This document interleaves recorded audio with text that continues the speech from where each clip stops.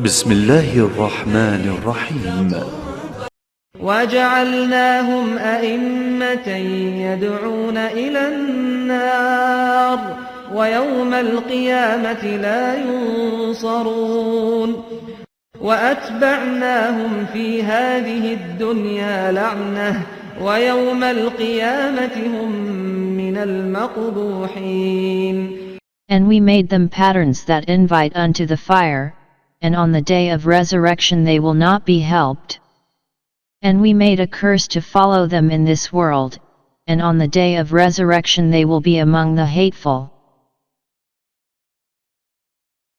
What has been the root of difference of the infallible Imams, the legal successors of the Holy Prophet of Allah, Muhammad, peace be upon him, with the so-called Islamic contemporary governments?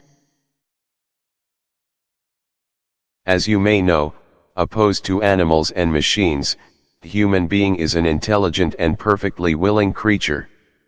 He or she may use everyone, everything as a means of achieving his desires. That's why abuse happens in our societies.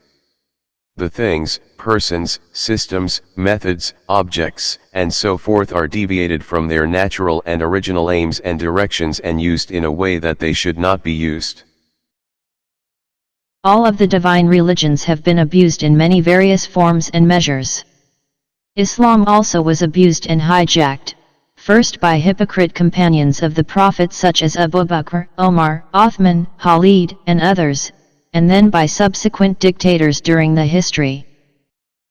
The various so-called Islamic political bodies and governments appearing among the Muslims, after the demise of the Holy Prophet of Allah, have merely been all in serious disagreement with the Holy Quran, the Holy Prophet and his saint progeny, peace be upon them. As a root, this irreconcilable antagonism has never dried. Please bear in your mind that within 23 years, since his call to Islam, the Holy Prophet, peace be upon him, passed 3 periods. First, in the first 3 years, he secretly called the people to Islam. Second, then he invited overtly the people to Islam through the next 10 years. However, he and his followers lived in Mecca under the severe tortures and persecution of the idolaters and enjoyed no freedom of action. The society of Mecca merely remained unchanged. Third, after his immigration, the Holy Prophet spent the remaining 10 years of his life in Medina in a convenient and pleasant atmosphere in spite of the imposed wars and crises. Thereafter, Islam was gaining striking achievements day by day. A new package of knowledge and moral perfection was opened up to the people. Obviously, these 3 different circumstances demanded 3 contingency plans which display the main objectives of the Holy Prophet, peace be upon him, and his divine program.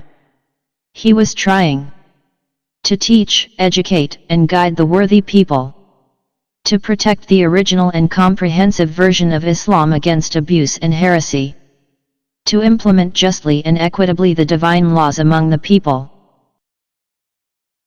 The infallible Imams, as his legal successors and members of progeny, were the perfect examples of the Islamic teachings. Their characters corresponded completely to the lifestyle of the Holy Prophet, peace be upon him. Certainly, from the demise of the Holy Prophet, his infallible successors in their association with people faced various situations showing different styles of living. However, they never gave up the above-mentioned objectives of the Holy Prophet.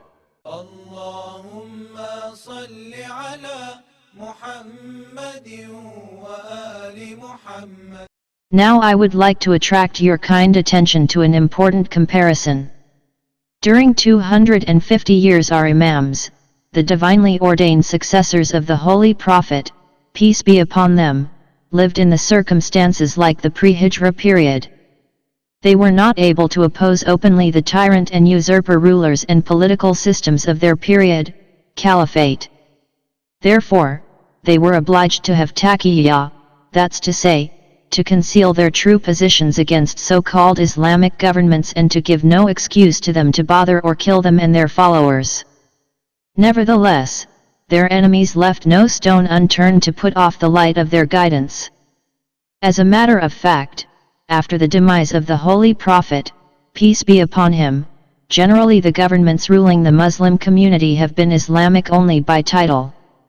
They have variously abused Islam and its teachings, its expositions to achieve their illegal and unjust intentions. Under the name of Islam and Allah, they have followed their desires, deviating from the Holy Quran and the lifestyle of the Holy Prophet.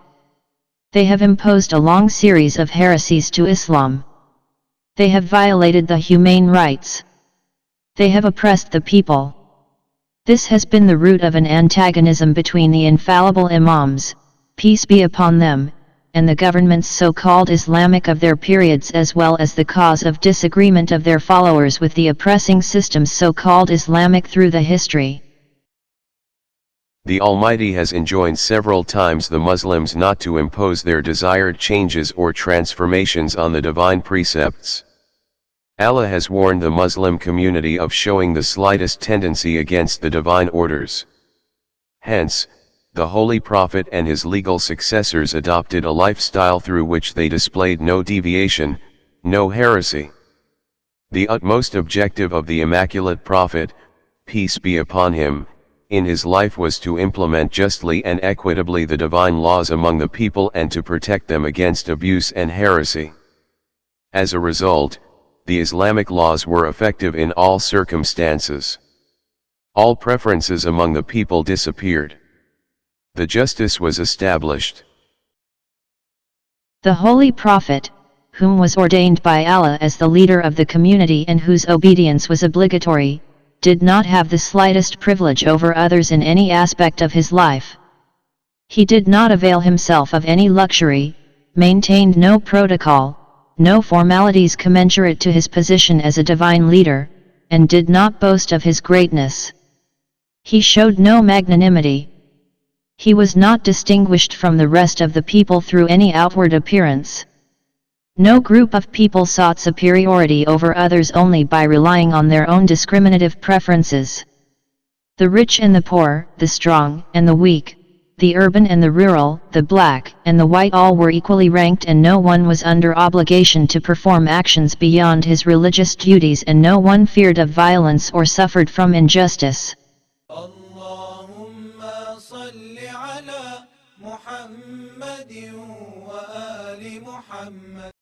Moreover, the Holy Prophet of Allah had manifestly introduced Maulana Amir al-Mu'minin al-Imam Ali as his immediate successor several times. On the very first days of his call, on Qadir Qam Day, and on the last days of his life, and so forth, he had introduced his progeny, peace be upon them, as the only reliable reference of the Islamic teachings, the absolutely inseparable commentators of the Holy Quran, and the divinely ordained leaders of the Islamic community. Therefore the members of Muslim community were divinely obligated to respect and to honor, as well as to follow them indisputably. Sorry, in spite of his recommendation and emphasis, the Muslim community did not do their obligation in this connection. They replaced some false successors after the demise of the Holy Prophet. They denied the qualifications of the Imams, peace be upon them, violating their indisputable rights and supposing them separated from the Holy Quran. As a result, the regimes so-called Islamic always considered our Imams, peace be upon them, as dangerous rivals, exploiting various possibilities to annihilate them and their righteous followers. The history of mankind is filled with overwhelming stark evidence that religions have at times been hijacked by political leaders in their struggle for power within and among nations. The international terrorism and the despotic governments are nothing but the filthy byproducts of what the great oppressors have done.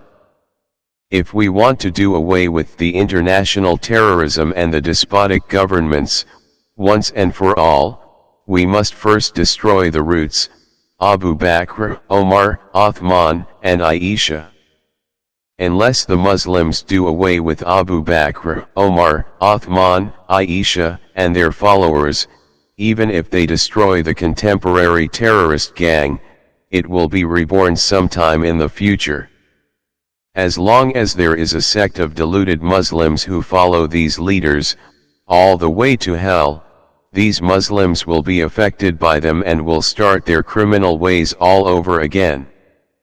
Every era a new international terrorism and despotic governments will be born, unless we do away with Abu Bakr and Omar, Uthman, Aisha, and their followers. Frankly, one must target the ideological roots of terrorism and despotism, in order to eliminate them. Therefore, we should focus our efforts on raising awareness among Muslims of these people's crimes, and we should call upon them to wash their hands of them. We should focus our efforts on turning people into righteous Ahlul Bayt as Shia who reject the corrupt caliphs. This is what will eliminate terror and despotism once and for all. One of the great rights of the people of the world is to know that there are two kinds of Islam, the true and the false. The true Islam, which has been presented by the 12 infallible Imams of Ahlul Bayt, alayhimus salam. Surely it is revealed to establish justice, peace, and security among the servants of God, the people of the world, and to defend the human honor and rights. The false Islam, which is today published by the self-called caliphs, the despotic governments and the tyrant terrorist groups. This Islam includes all kinds of violence, terror, torture, killing, usurpation, injustice, and so on. We believe that water must be taken from the originating points, that the 12 infallible Imams, alayhimus salam. Other versions of Islam are false, combined and misleading. Allahumma salli ala Muhammadin wa ali Muhammad.